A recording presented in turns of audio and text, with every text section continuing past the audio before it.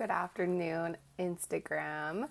I want to give you 3 reasons why you possibly may not be booking the clients that you wish you had. You might have not booked any clients before ever, and you might just be starting, or you might be in the thick of it and you're still just not booking clients and you're wondering, what is going on? What am I doing wrong? So I have 3 big reasons why this could be possibly happening, not happening to you, happening for you. And the first big one is people might not even know what you do. And for some reason, we get really afraid to talk about our business online because we feel like if we say it once, it's going to feel like stupid to keep talking about your business over and over again. And if I post about my business on Mondays, I shouldn't talk about it until next Monday. We get really stuck in this regimen of when we can say things, which is really weird because we don't do that in real life. We don't talk to our spouse or our family about we don't say oh, we already talked about this on Monday, we're not talking about it again. It's okay to talk about your business because this is what you do. This is who you are. You created it. So talk about it. So when we're not talking about our business ever, and we do maybe 3-5 times a month, people kind of forget about it because think about all the people that go through your feed, all the people you watch on Instagram stories, on IGTV, on lives, all of that. You have so much information coming into your brain constantly. So if we're not continuously showing up and talking about our business and what we do, who we do it for, all of that stuff, no one's going to even know what we're doing. And it's going to be really hard for you to stick in their minds when they are ready for help, right? Just because they see that you're a coach now, and they might not need a coach right now, but you're going to stick in their minds somehow if you keep planting that seed, if you keep nurturing the seed, right? Don't plant the seed and then pull it out. Plant the seed and then continuously nurture it. That's what we're here to do. We're here to just show up and nurture our audiences, whether it's their first day with us or 2 years with us. It doesn't matter.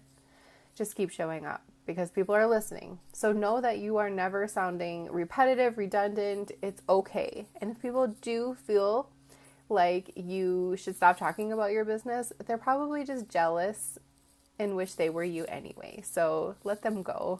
Let all those feelings go. Everyone who is meant to work with you is going to be really excited to watch you, excited to watch you grow, and they want to be around you. You have great energy. So just continuously provide that great energy for them.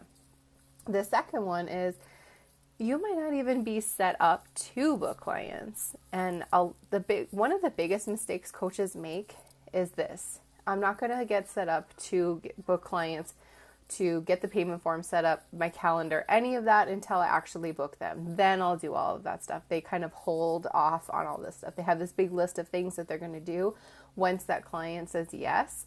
And then what happens? You get your first client, you have nothing set up, you scramble around like a chicken with its head cut off, and you're not sure where to get your payment stuff from. You're not sure how to book the calls, and then you go to your coach and ask them for help if you have one, but you're still very nervous and anxious to get this going, and you wish you would have done this beforehand, right? That's just a professional thing, on the professional end. We have to show that that person made the right choice by choosing to work with us, and we have to make that process really smooth after they say yes and before. Because if your discovery call process is very, for example, if you make people email you back and forth about times to go on a call with you, that's a huge red flag. You should have that all really smoothly laid out. And for some reason, somebody's vacuuming at home and I don't know why. So your discovery call process should be very smooth and easy for them to go through, and smooth and easy for you.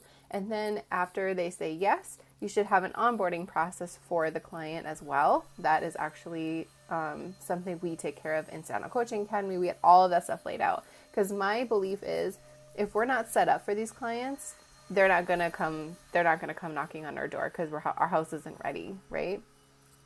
And we want to look like we've been doing this forever. We don't want to look like this is our first rodeo. We want to be like, yep, I know how to take care of you. This is what's going to happen. This is even lay it out on your sales page. What happens next? Show them exactly what happens with this experience so they feel like they're going to be well taken care of. Number 3 is you are obsessing about the fact that you don't have any clients. That's all you talk about. That's all you talk about with your coaches. That's all you talk about with your business BFFs or yourself or your spouse. You're constantly coming from a lack of desperation and seriously, why are my kids vacuuming? You're coming off with this sense of like anxiety because you don't have enough. So that's a huge thing that's going to take a lot of energy to overcome if you are not looking within. So if you notice that you are looking at your business in a more of a negative light and you're like, gosh, I don't know what I'm doing wrong. I should probably just wipe the whole slate clean, try again, or maybe I should lower my prices to this ridiculously low price, just throwing all these things. I don't want you to do that. I want you to look within. Why am I feeling so nervous? Why am I feeling like I'm not going to be able to work with anybody? Why am I feeling like I'm not good enough? It goes a lot deeper than the fact that nobody booked a call with you. It's okay that nobody wants to book a call with you this summer because maybe maybe your audience wants to spend time with their families and they're not open for a coach right now. No big deal. You will be there for them in the fall. But if you are just like constantly worrying about stuff, you're just putting off this bad energy that this isn't going to happen for me. And people sense that. People can really feel that. And they're like, well, she just seems really desperate. Like, 'cause last week I saw her prices were this and now they're this low. I don't know. Like, are they going to go low again? So then they just continuously watch you and then nothing really happens. So we have to stop obsessing about the lack in our business and be grateful that we have come this far, right? Because this didn't take you overnight to get to where you are. None of us. So let's be grateful for our journeys and be grateful for the clients that are coming our way because they are. We just have to let go. We have no control whether somebody signs up to work with us or not. We have absolutely no control over if somebody's going to go to our website, listen to our video, like our post, nothing. Everything is absolutely out of our control. So we have to stop obsessing about it and just let it go and be grateful that we have all of these tools that allows us to work from home, work with people, use the things that use the tools that we know that are probably huge gifts that we might not have been able to use in the past. So be grateful for that. All right, so let's recap. The first one is you probably aren't getting any clients because you're not talking about it and people don't even know what you do. Number 2, you're not set up for it. Back end stuff, tech stuff, pre-discovery call workflows, onboarding client workflows. You have nothing and you're just waiting for a client to actually start moving, which is kind of putting a big block on that actually happening for you. And number 3 is you are obsessing about the lack of clients coming in and that's all you think about. And so your energy is very low and people can sense that and thus they might not want to work with you. Those are my 3 big tips. I see it all the time. Talk about it a lot in Stand Out Coaching Academy. I go through it sometimes too, you guys. So it's not like you're never going to be immune to any of this.